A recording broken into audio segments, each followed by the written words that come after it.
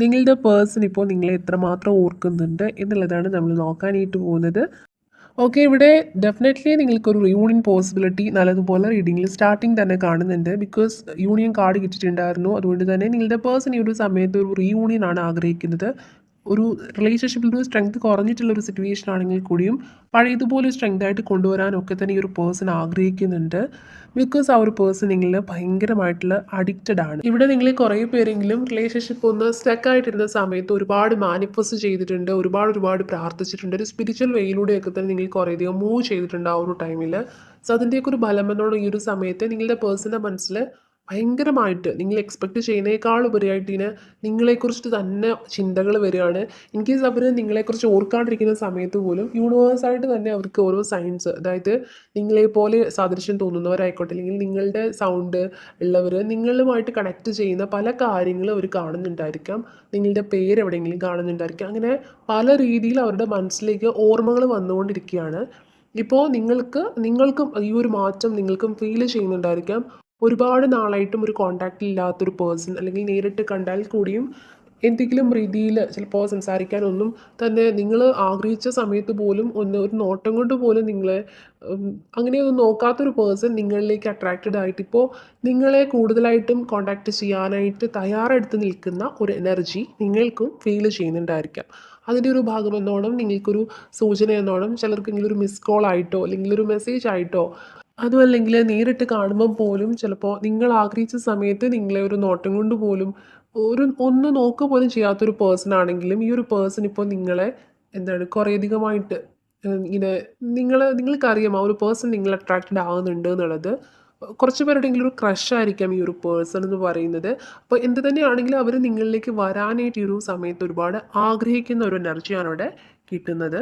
അതുപോലെ തന്നെ നിങ്ങൾ കുറേ പേരെങ്കിലും ഇപ്പോൾ ഏഞ്ചൽ നമ്പേഴ്സൊക്കെ കാണുന്നുണ്ടായിരിക്കാം. 111, 777, 333 അങ്ങനെയുള്ള നമ്പേഴ്സൊക്കെ കാണുന്നുണ്ടായിരിക്കാം. അതല്ലെങ്കിൽ വൈറ്റ് ബട്ടർഫ്ലൈസിനെ ഇപ്പോൾ കൂടുതലായിട്ടും നിങ്ങൾ കാണുന്നുണ്ടായിരിക്കാം. ഇതൊക്കെ തന്നെയും നിങ്ങളുടെ ലൈഫിലേക്കൊരു ട്രാൻസ്ഫോർമേഷൻ വരുന്നതിൻ്റെ ഒരു സൂചനയായിട്ട് യൂണിവേഴ്സ് തന്നെ നിങ്ങളെ കാണിക്കുന്നതാണ്. സോ അങ്ങനെയുള്ള ട്രാൻസ്ഫോർമേഷൻ നിങ്ങളുടെ ലൈഫിലേക്ക് വരുന്നതിൻ്റെ മുന്നോടിയായിട്ട് നിങ്ങൾക്ക് കാണിച്ചു തരുന്ന സൈൻസ് ആണ് ഇതെല്ലാം എന്ന് നിങ്ങൾ കരുതുക. പോസിറ്റീവായിട്ട് എടുക്കാൻ ശ്രമിക്കുക.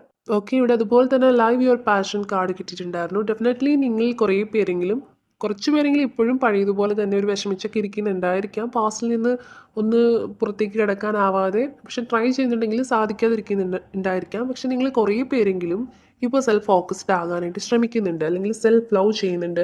നിങ്ങൾ നിങ്ങളെ തന്നെ സ്നേഹിച്ചു തുടങ്ങിയിട്ടുണ്ട്. കണ്ടോ, ആ ഒരു ടൈം ആയപ്പോഴാണ്, ഈ ഒരു സമയം നിങ്ങൾ കുറേയധികം ഹാപ്പിനെസ് നിങ്ങളുടെ ലൈഫിലേക്ക് കൊണ്ടുവരാനായിട്ട് ശ്രമിച്ചിട്ടുണ്ട്. ഈ ഒരു പേഴ്സണെ കഴിവതും നിങ്ങൾ ചേസ് ചെയ്യുന്നത് കുറച്ചിട്ടുണ്ടായിരിക്കാം. നിങ്ങളിപ്പോൾ കഴിവതും ചേസ് ചെയ്യുന്നുണ്ടായിരിക്കില്ല. സോ ആ ഒരു ടൈമിലാണിപ്പോൾ അവർക്ക് പോലും നിങ്ങളോട് കുറേയധികമായിട്ട് സ്നേഹം, അല്ലെങ്കിൽ നിങ്ങളെക്കുറിച്ചുള്ള ഓർമ്മകളൊക്കെ ധാരാളമായിട്ട് അവരുടെ മനസ്സിലേക്ക് വന്നിട്ടുള്ളത്.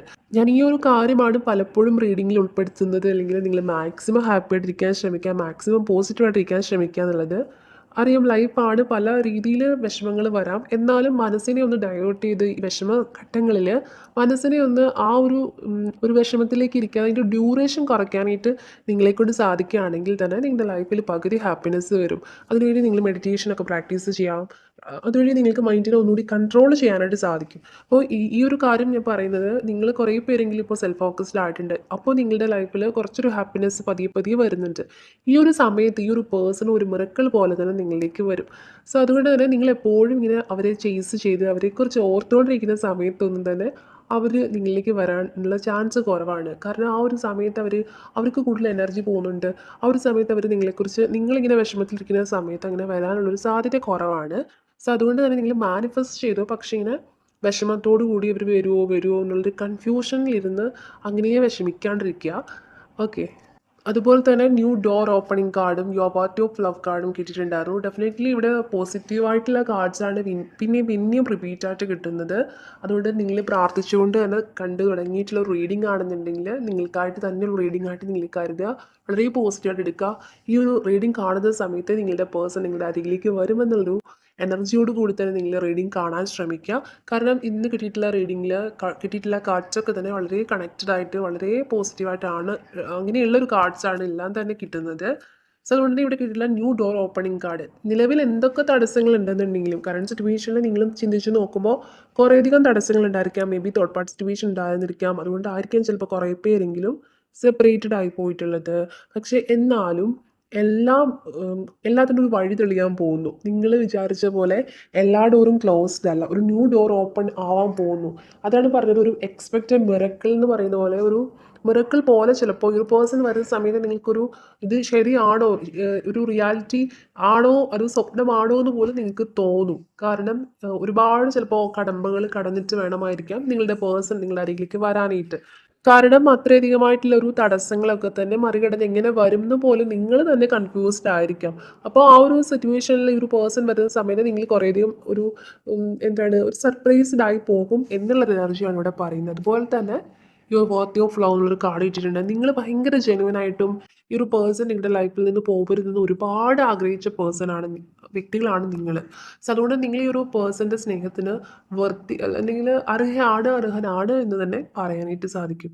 കാരണം അത്ര ജെന്യുവൻ ആയിട്ട് തന്നെ നിങ്ങൾ ഒരു കളങ്കമില്ലാതെ തന്നെ നിങ്ങൾ കൊടുത്തിട്ടുള്ള സ്നേഹമാണ്. സോ അതുകൊണ്ട് തന്നെ ഈ ഒരു പേഴ്സൺ തിരികെ വന്ന് അവർ ഇതുവരെ എക്സ്പ്രസ് ചെയ്യാത്ത രീതിയിൽ നിങ്ങളോട് ഒരു സ്നേഹവും കരുതലും ഒക്കെ തന്നാൽ തന്നെയും അതിന് നിങ്ങൾ അർഹയാണ്. കാരണം അത്രയ്ക്കും ജെന്യുവൻ ആണ് നിങ്ങളുടെ സ്നേഹം എന്ന് പറയുന്നത്. നിങ്ങൾ ഒരു ശകലം പോലും ഒരു പെർസെൻറ്റേജ് പോലും ഫേക്കായിട്ട് നിന്നിട്ടില്ല ഈ ഒരു റിലേഷൻഷിപ്പിൽ. സോ അതൊക്കെ തന്നെ യൂണിവേഴ്സിനായിക്കോട്ടെ അറിയാം. സോ അതുകൊണ്ട് തന്നെ ഈ ഒരു പേഴ്സൺ തിരികെ വരുമ്പോഴും ആ ഒരു സ്നേഹത്തിന് നിങ്ങൾ അർഹനാണ്. അതുകൊണ്ട് തന്നെ ഈ ഒരു പേഴ്സൺ നിങ്ങളിലേക്ക് വരാനുള്ള എല്ലാ പോസിബിലിറ്റീസും ഈ റീഡിങ്ങിൽ കാണുന്നുണ്ട്. വളരെ പോസിറ്റീവ് ആയിട്ടുള്ള റീഡിംഗ് ആണ് ഇതുവരെയും കിട്ടിയിട്ടുള്ളത്. സോ നിങ്ങൾ പ്രാർത്ഥിച്ചുകൊണ്ട് നിങ്ങളുടെ പേഴ്സണെ ഓർത്തുകൊണ്ട് പ്രാർത്ഥിച്ചുകൊണ്ട് കണ്ടിട്ടുള്ള ഒരു റീഡിംഗ് ആണെന്നുണ്ടെങ്കിൽ നിങ്ങൾ ഭയങ്കരമായിട്ട് തന്നെ നിങ്ങളുടെ ഒരു റീഡിംഗ് ആയിട്ട് ഇത് എടുക്കാൻ ശ്രമിക്കുക.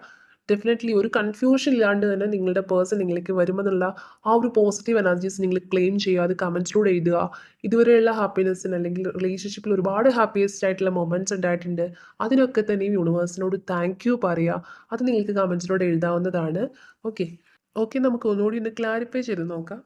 ഓക്കെ, ഇവിടെ ക്ലാരിഫൈ ചെയ്ത സമയത്ത് ആദ്യം തന്നെ കിട്ടിയിട്ടുള്ള ഒരു card pay attention to the signs എന്നൊരു കാർഡാണ്. ഓക്കെ, നിങ്ങൾ കുറച്ച് മുമ്പ് ഞാൻ പറഞ്ഞിട്ടുണ്ടായിരുന്നു, നിങ്ങൾ ഒരുപാട് പേര് യൂണിവേഴ്സൽ സയൻസ് കാണുന്നുണ്ട്. ഇതുപോലെയുള്ള വൈറ്റ് ഫീതേഴ്സ് ആയിക്കോട്ടെ, വൈറ്റ് ബട്ടർഫ്ലൈസ് ആയിക്കോട്ടെ, ട്വിൻ ബട്ടർഫ്ലൈസ് ആയിക്കോട്ടെ, യെല്ലോ ബട്ടർഫ്ലൈസ് ആയിക്കോട്ടെ, അല്ലെങ്കിൽ ഏഞ്ചൽ നമ്പേഴ്സ് ഇപ്പോൾ 111, അതുപോലെ തന്നെ ഞാൻ മുൻപ് പറഞ്ഞിട്ടുണ്ടായിരുന്നു. അപ്പോൾ അതുപോലെയുള്ള സയൻസ് ഒക്കെ തന്നെ നിങ്ങൾ ധാരാളമായിട്ട് ഇപ്പോൾ കാണുന്നുണ്ടായിരിക്കാം. ഡെഫിനറ്റ്ലി നിങ്ങൾ കാണുന്നുണ്ടാവണം.